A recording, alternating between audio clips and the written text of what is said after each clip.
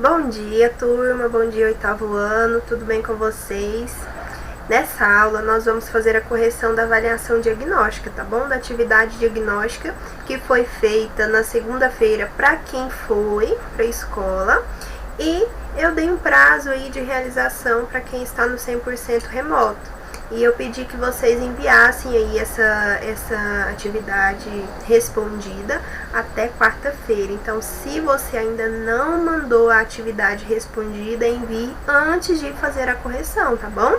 A avaliação diagnóstica, ela não vale nota, ela é um mecanismo para nós analisarmos aí aquilo que vocês se recordam, aquilo que vocês realmente aprenderam, aquilo que vocês apreenderam do ano que passou. Tá bom? Então, envie antes de fazer a correção, certo? Aqueles que fizeram lá na escola, eu estou com elas corrigidas aqui em casa, tá bom? Então, vamos lá? Peguem a avaliação diagnóstica de vocês, né? E vamos fazer aí a correção, a atividade diagnóstica, tá bom? Nas orações a seguir, indique o sujeito, sublinhando ou circulando.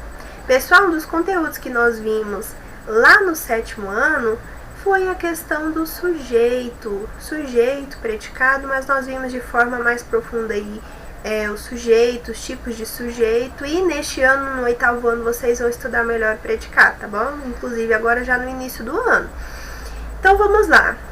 O que é sujeito? Vamos lembrar o que é sujeito? Sujeito é um termo essencial da oração e ele tem como objetivo ali, ele determina a flexão verbal.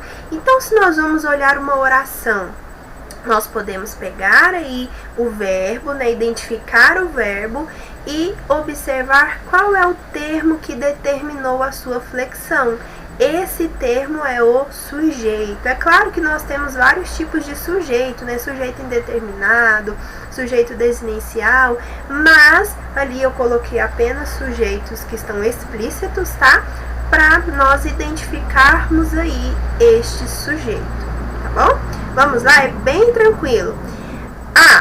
Amanhã de manhã você buscará o José. Vamos lá, qual é o verbo ali? Buscará. Buscará é o verbo. Qual é o termo ali que vai determinar a flexão verbal? Você buscará o José. Amanhã de manhã está no início aí da nossa oração, mas é um termo, um trechinho aqui, um termo que está deslocado. Observe a vírgula aqui. Nós temos aqui um adjunto adverbial. Professora, o que é isso? Vocês vão ver também esse ano, tá bom? Aqui nós temos um adjunto adverbial, não é sujeito, tá bom? Ele está deslocado porque o complemento, os adjuntos, eles vão depois.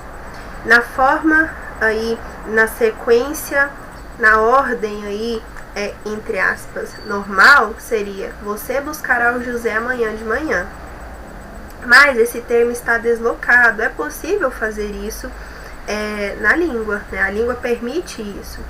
Então está deslocado, mas nós temos aqui a identificação tranquila aí do sujeito. Por quê? Basta você identificar o verbo e observar qual é o termo ali que determina a sua flexão, tá bom? Então você ali é o nosso sujeito da letra A. B. Carlinhos e Mônica viajaram 5 horas de São Paulo até aqui. Pessoal, qual é o verbo? Viajaram. Qual é o termo que determinou essa flexão? No caso aí, quem viajou? Eles, está no plural. Carlinhos e Mônica viajaram. Eles viajaram 5 horas de São Paulo até aqui. Então, Carlinhos e Mônica é o nosso sujeito. Letra C. A flor cresceu no gramado. Qual é o verbo? Cresceu. Qual é o termo que determina a flexão verbal aí? A flor. A flor é o meu sujeito. Professora, o a também entra como sujeito? Sim, tá bom? Nós temos ali um artigo definido que está com a flor. Flor é o núcleo, mas a flor é todo o sujeito, tá bom?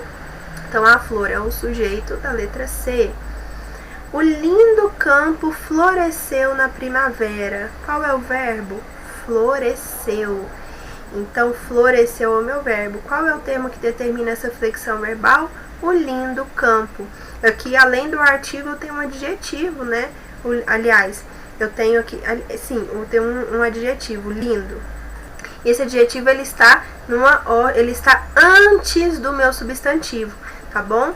A ordem aí que nós geralmente encontramos é o adjetivo após o substantivo, mas isso daí é possível, totalmente possível, né? O campo lindo, o lindo campo, tá bom? É só sabermos aí identificar qual é o termo que está caracterizando. Por quê? O adjetivo, ele tem a função de caracterizar, de especificar, de delimitar ali um substantivo. Qual é o termo ali que dá uma característica? Lindo. Campo é o substantivo, lindo é um adjetivo, tá bom? Mas isso tudo aqui é o sujeito, o lindo campo. Floresceu na primavera. E nós vamos observar, né, que nós já vimos, assim, a teoria rapidamente, que predicado é o restante aí, né, da oração. Nós temos o sujeito e o restante é o predicado. Então, tudo isso que está de preto aqui é predicado? Tá bom? Inclusive o verbo. Então, vamos lá. A, sujeito é você. B, Carlinhos e Mônica. C, a flor. D, o lindo campo. Beleza? Vamos para a segunda questão. Explique qual a função e o uso correto de cada um dos porquês. Pessoal, o uso dos porquês é essencial.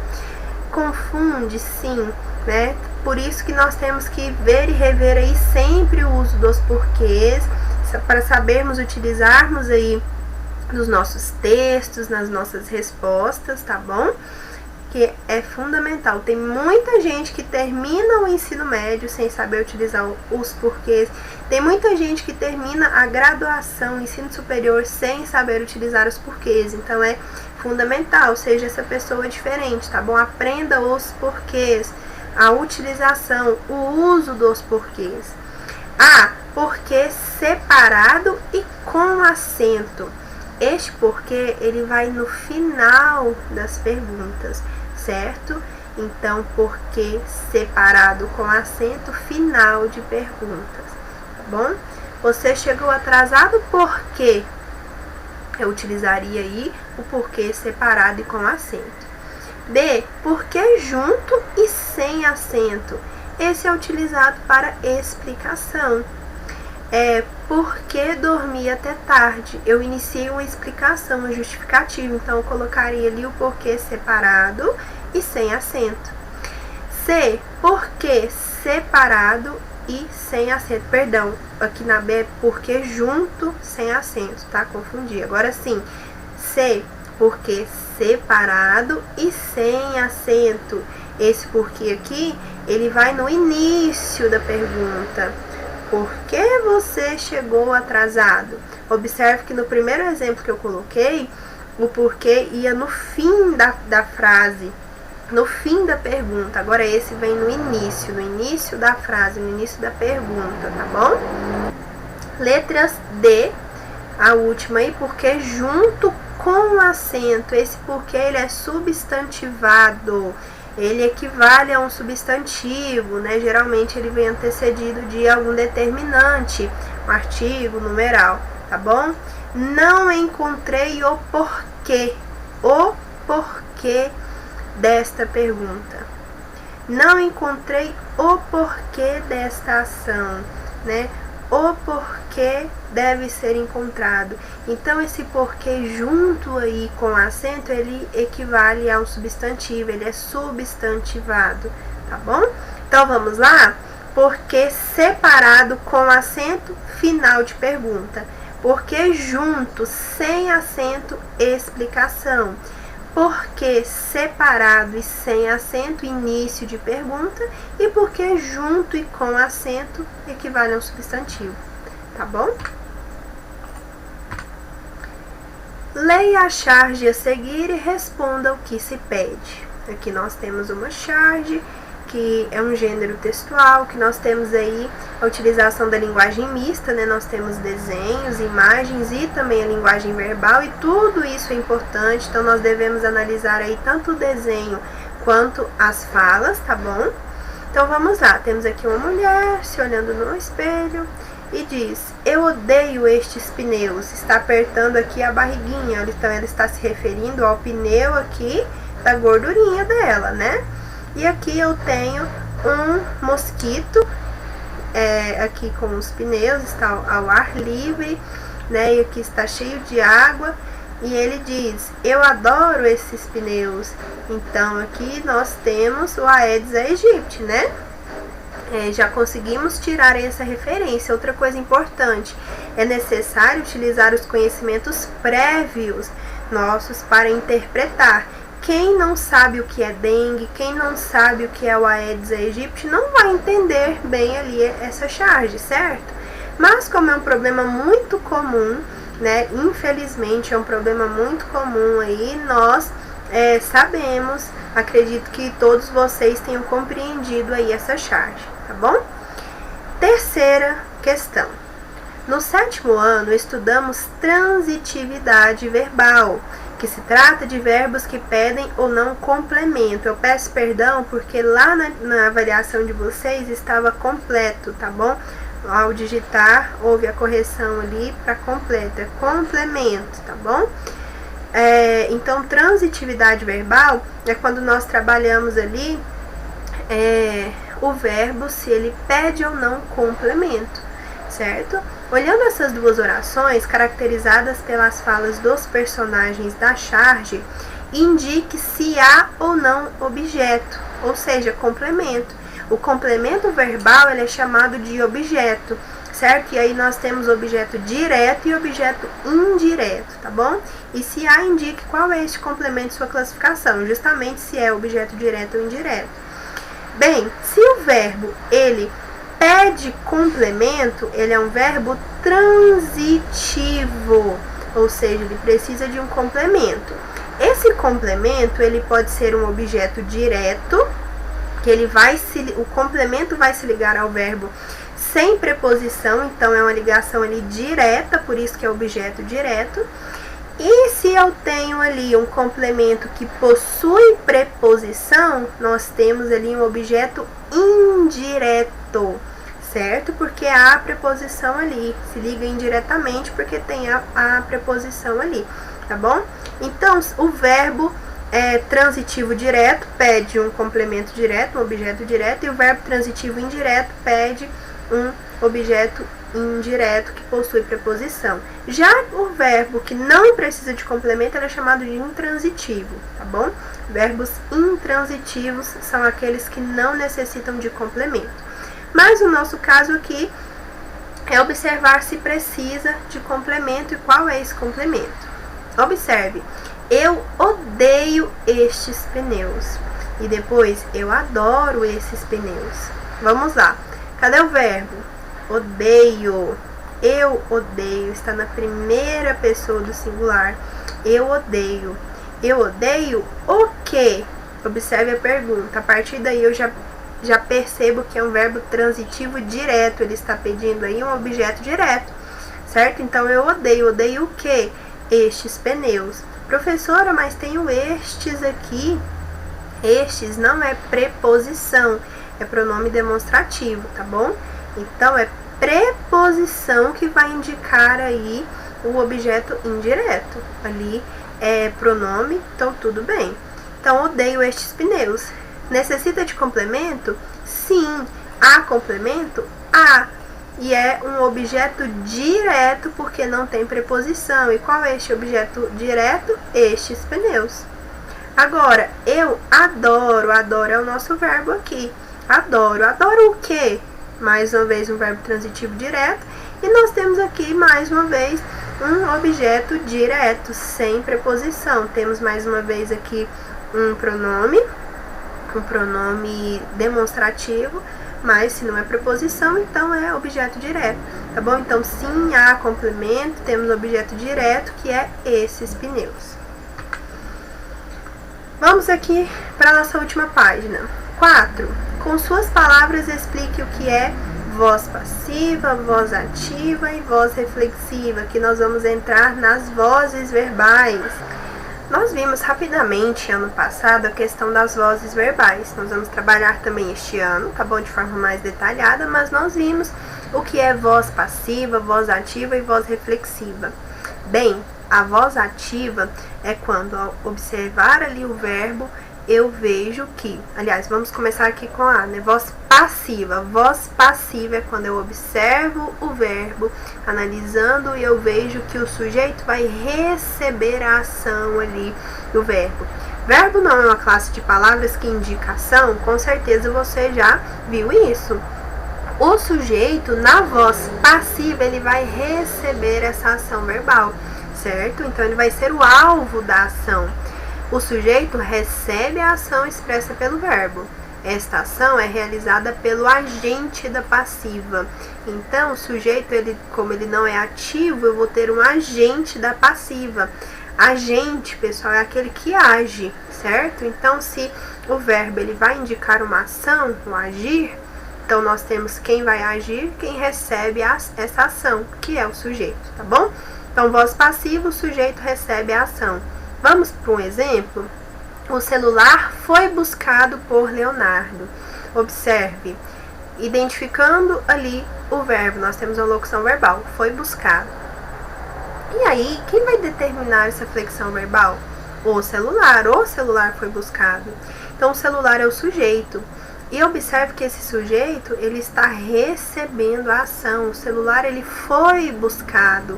E ele foi buscado pelo agente da passiva, que é quem? Por Leonardo, certo? Então, aqui nós temos uma oração em que nós temos presente a voz passiva. O sujeito recebe a ação. Agora, na voz ativa, o sujeito, ele vai realizar a ação. Ele é ativo, ele vai agir, tá bom? Então, aí nós temos o sujeito que realiza a ação, que é expressa pelo verbo. Exemplo, Leonardo buscou o celular. Buscou é o verbo. Quem está determinando a flexão? Leonardo. Leonardo agiu, ele buscou o celular. Então, ele é o sujeito e temos aí a voz ativa. Voz reflexiva. Na voz reflexiva, nós temos aí uma junção, né, da ativa com a passiva, porque o sujeito ele vai tanto realizar quanto receber a ação, tá bom? Nesta, o sujeito realiza, pratica e recebe a ação verbal. Eu coloquei de vermelho, hein? Deixa eu passar aqui então o marcador aqui vermelho. Exemplo, Leonardo cortou-se com o papel. Observe, Leonardo agiu, ele cortou, mas ele se cortou, cortou-se. Então, ele tanto vai agir quanto receber a ação, tá bom?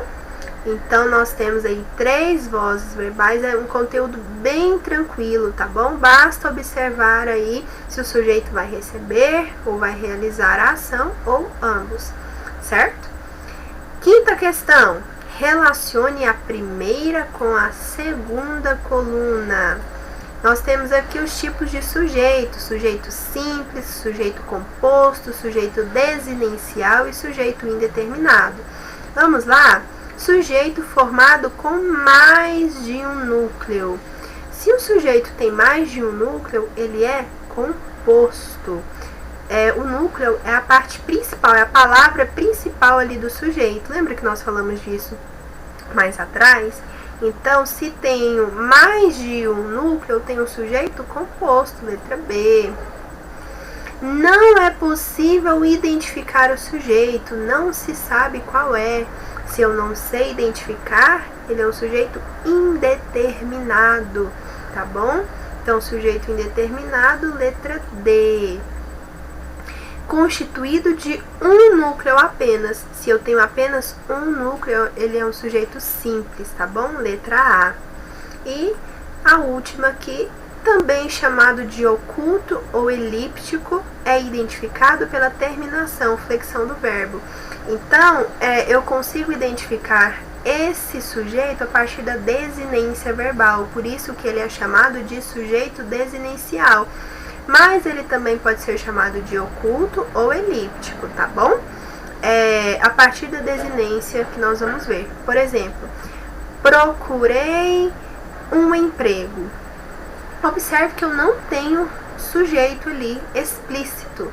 Procurei um emprego. Eu tenho o verbo, né, apenas predicado, porque o sujeito eu consigo identificar pela flexão verbal, pela desinência.